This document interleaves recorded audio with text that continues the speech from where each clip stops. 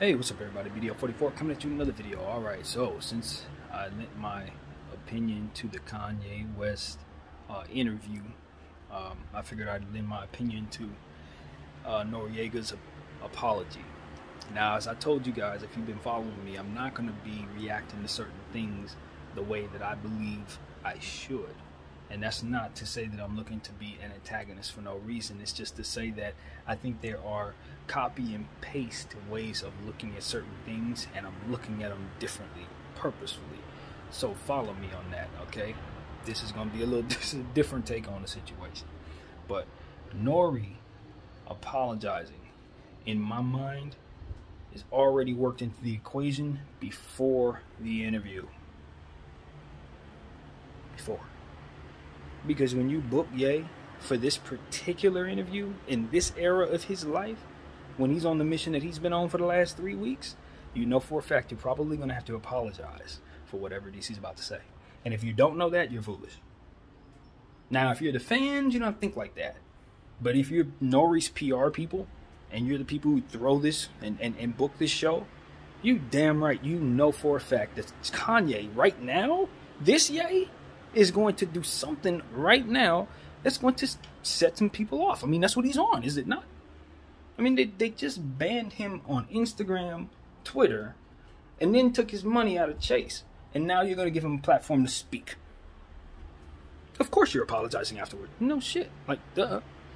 So the way I see it is, that's already working to the plan. Everybody thought of that. Ye knew this. N.O.R.E knew this. The other guy who sits there knew this. Everybody knew this, man. This ain't... No. This is almost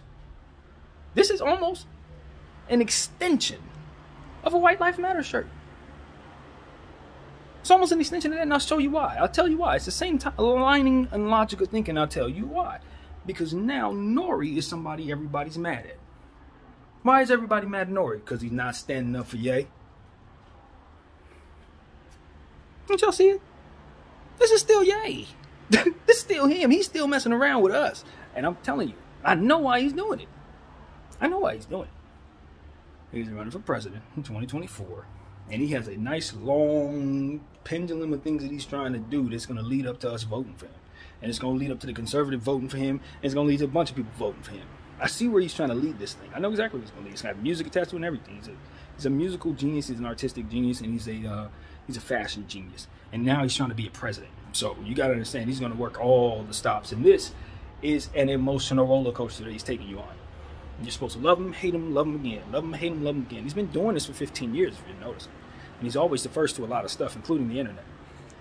Not necessarily the first to the internet, but the first one to have an interactive website that would have it so that you would connect to him and all the different things that he has in his taste, including new music that was leading up to a very, very awesome album for which he got, what, the best album of the year? Didn't he get the Grammy of the year for that? Dark Twisted Fantasy. It's a Dark Twisted Fantasy. Either way, we're talking about a marketing god here in Kanye West, and he knows what he's doing. And everybody is uniformed around him, so why wouldn't I think N.O.R.E is behaving the way he's telling N.O.R.E to act? If you notice, Kanye always have everybody dressed the same way around him. You know that, right? Superstars, people who have more money than him no matter what. They all, if they're in his circle, you notice, you watch the Donda thing, they all had on the same type of clothes. They all uniform, bro. See, the thing about Kanye West, he's such a mastermind.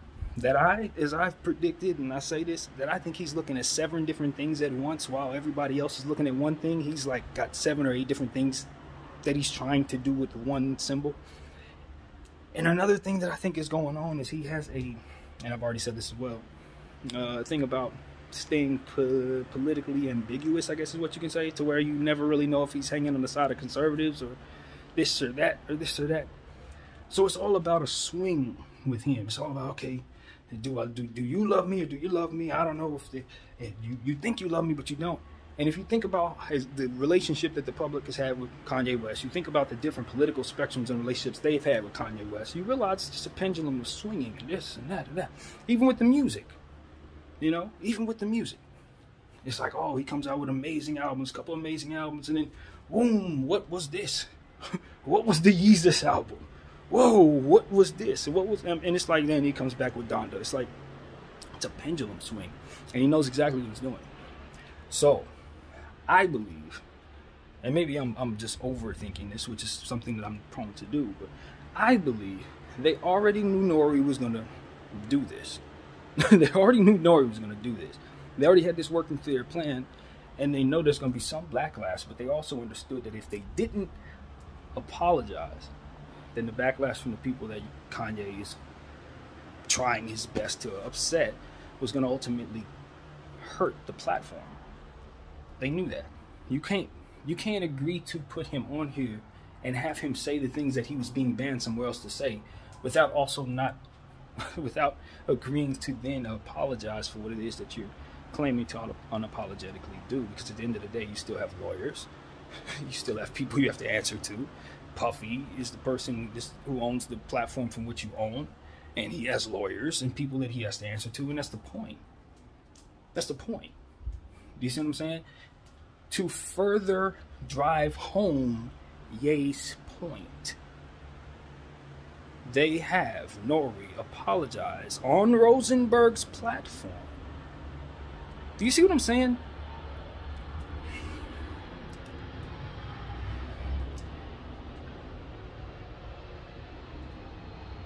Everyone, in regards to Ye's situation, I think more than anything, everybody's kind of just getting along with what he's doing, even if it appears they don't. That's what I'm kind of gathering. Like, the bigger picture in his circle is understood, and everybody else is playing their role. That's what I gather is going on around Kanye. Everybody's uniform. I think he can win. Whether or not I agree, whether or not he can actually gather people to believe in his politics is an entirely different, that's a different conversation. I'm telling you that what I think he's building could be something special in terms of political marketing, is what I'm saying. Because that's what one of his genius gifts is marketing. So when you allow him to pour all of his creative juices into political campaigning, yeah, you get stuff like this. This is exactly what you have happening here. And he's taking it very seriously this time. And I know it sounds like a joke, this, that, and the third, but I'm telling you, 12 months from now, when he has his numbers and people start seeing he's an actual real candidate, you understand exactly what I'm predicting is taking place here. He's playing a serious game right now. And if you understand anything about politics, and you know why it makes sense, if you believe he's going to win, to start being his friend now. And I think that's what a lot of people are doing. Yeah.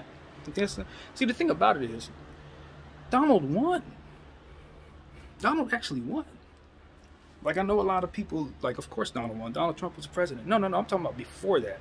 If you're old enough to remember Donald Trump, when he was, like, running around as a tycoon in the 80s and the 90s, when he was doing this thing, and then in 2000s when he became the apprentice,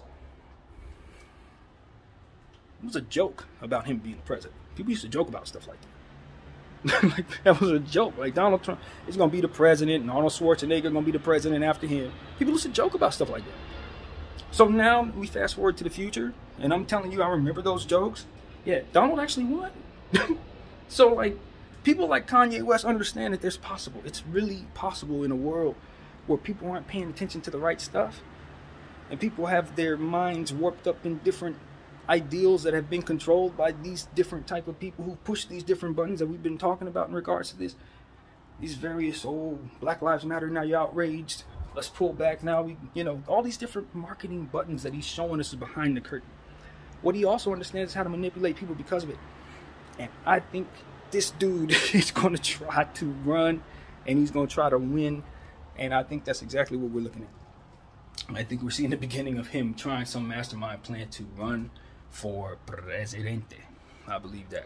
I think he's been basically hinting at that the whole time, and I think that is exactly why you're seeing certain things happen around him in this way. And I think there are other things that connect to that as well that ain't got nothing to do with this, that behaves similarly. And you know the type of brain I have. I'm going to pick and plug and find them things and those similarities in completely separate conversations. But what I'm telling you is, there's a lot going on. And it's political. That's what's happening here. wage war with who he's waging war with if you don't have a bigger plan in mind. And even though he has his emotions attached to how he's behaving right now, his plans, they feel, as I say, spiritually, you know, I'm spiritually inclined, they have us feel that seems as if it's bigger. There's bigger stuff going on than just him toying with the American public and lashing out at his family and all different types of stuff. Nah, this guy is thinking about the Oval. That's exactly what he's thinking about. Now he's going to strategize his way to it. And everybody who says he's crazy, it's a lot of forms of crazy. One is diabolical genius. That's one form of crazy.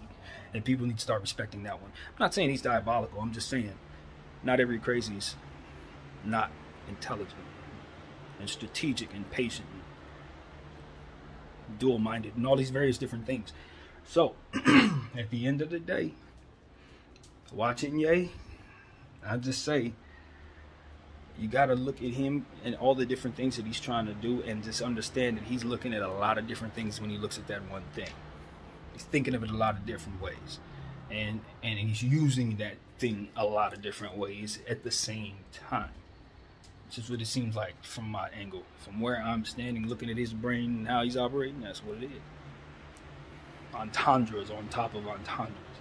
And so, you know, hey man, it's just what I think of the situation. I do still stand by what I said earlier in regards to how he's handling the situation publicly with his family and how he's handling that. I just have a certain opinion about that. And I addressed it directly to him. You know what I mean? It's just, I don't know, man. I just think he's engaging in the wrong energy, and I guess he's running into the wrong stuff because of it. I think it's just going about it. He's going about it the wrong way, and as a result of going about it the wrong way, he's getting the hate that comes with that. And I just think there are many people who could listen to his message and learn from that message that may not be able to receive that message because of how he's trying to deliver what he's delivering. But as I look around at public perception to what it is that's going on, I think more people are receiving what it is that he's trying to do than I thought. I will say that. When you look under N.O.R.E's apologizing video and you see how many people are actually supporting that apology, you realize it's about 1%. Yeah, nobody's happy with N.O.R.E for apologizing, and I don't even care about the apology because I just think it's part of the plan. But if I'm to look at it at face value, yes, I guess it's kind of weak. But even at face value for me, it's like, well, I mean, what do you want him to do? Just tear up its platform and never have it again available to Ye? You know, at some point in time, you got to realize what it takes to keep the platform. It's the same thing I said about LeBron James. And I say, yo, man, if Bron and his people decide that they want to take a stance against the establishment, then they should do it on their own time. They shouldn't do it on Ye's clock. You see what I'm saying? It's just about when. If that's your move at all. You know what I mean? It may not be what's best for LeBron. Now, LeBron got backed into a funny PR situation by, in fact, silencing Ye. That was something he probably had to weigh against whatever it is that he had going on, which is something that he probably, I don't know. You know, you just got to look at it the way you look at it. But at the end of the day, Ye doesn't make himself easy to understand. Do you see? And so I don't think everyone did. And because of it, they had to quickly do what they had to do to cover their backside. And it's a lot of people who may understand and still don't feel the need to take his stance at that time, as I said. So that's what it's about. So I think Ye is on his mission. But like I said in the previous video, because I think it's an emotional mission, it's just timed a certain way. This ain't how you go about it. You know, and I think that's why he's not getting the support he's looking for. I do believe that. It's just how you approach people. You know, you don't have to approach it in anger. Approach in love. I think that's what everybody's trying to say. I think that's what N.O.R.E was saying on the show. And I would have echoed that myself. And see, that's another thing. Just because I support what Ye's trying to do doesn't mean I support how he's doing it. Just because I support having a conversation doesn't mean I want to have it in the way that he wants to have it. Nah. I want to sit down and break bread with people I think I can get along with, no matter what the truth is afterwards. You feel me? That's how I roll. I don't want to, you know, make people feel like we got to be enemies because we're unearthing some horrible truth. I ain't got to be like that. Nah, we ain't got to be like that. We're already living with certain realities amongst ourselves that are impossible anyway, so why can't we live with one more? That's how I approach this conversation. I think good business is good business. And so when people realize that none of us are our ancestors anyway, we got to move forward and do good business together. We can't continue to fight over each other's problems. What we can't do, though, is not heal over the trauma of those problems if those things exist. And so that's why I want to bring the conversation to the forefront. I don't know what he wants to do or why he wants to do it. And I don't want to be your president. To be honest with you, I have no interest in that. But what I do want is to see some of the same things that he wants to see in regards to the social conversations, being more so open, I think there's a threshold when you start talking about, the responsibility one has to have in censoring someone else. I don't think I behold exactly what it means to do so or why it would be necessary. That's a strategy I don't understand. Silencing people doesn't seem like a good thing to me. But when you start thinking about certain things that can be said to children, certain things that can be said that would otherwise prompt someone into violence, then you understand why it's important to try to at least figure it out. So I know there's some balance to find, but what I do think is we got to make sure that the message that someone's trying to give you isn't something that's constructive that can lead to some healing. Because that's what I think Kanye's message ultimately is, without all the nonsense that he's doing for controversy. If you unearth what it is he's actually trying to talk about, like characters like Charleston White and other people who kind of hide behind the gimmicks of whatever it is that they're trying to use in controversy, there's really some good there. And if someone can just get to the crux of that good behind all that controversy, you can really unearth some good energy. And see, that's what it is I'm about. I don't know about all that stuff he's talking about with George Floyd. I don't get with none of that. I don't know nothing about it. You know my stance on that. If you want to see my videos on that, we talked about my thoughts on that. I still stand on my own thoughts on that. But as it pertains to this conversation, you guys know where I feel, where I stand and how I feel. And so, I can also ask the same questions he asked. And it doesn't mean I have to follow him off a cliff. It doesn't mean I have to say, yo, he's right about everything. No, it doesn't mean I don't understand what he's doing in regards to trying to convey certain things. I think that there's a misconception that certain people who don't agree may not understand. Maybe not, but not in all cases, I'd imagine either. So that's just something I wanted to put out there, man. What can I say, man? N.O.R.E, man, I just think that you should keep on pushing, man, because you have a fantastic platform, and you got to do what you got to do to keep it, bro. Same thing with LeBron James, man. It's going to be a lot of people who are going to hate you for what you had to do, but it's better you have a platform so that these people can come back to. If you don't have that platform, there's no one for Ye to speak to for 3 hours and 25 minutes. That's what the apology preserves. And I hate that we're in this world where that is the case, but it's a good thing that people like N.O.R.E and Kanye West can show it to us. And mind you this, if N.O.R.E was the type of dude that everybody thinks he is for the apology, then he would have never had Kanye on his platform in the first place in this era. You know that man on a mission to say anti-Semitic stuff. That's really what I want to say.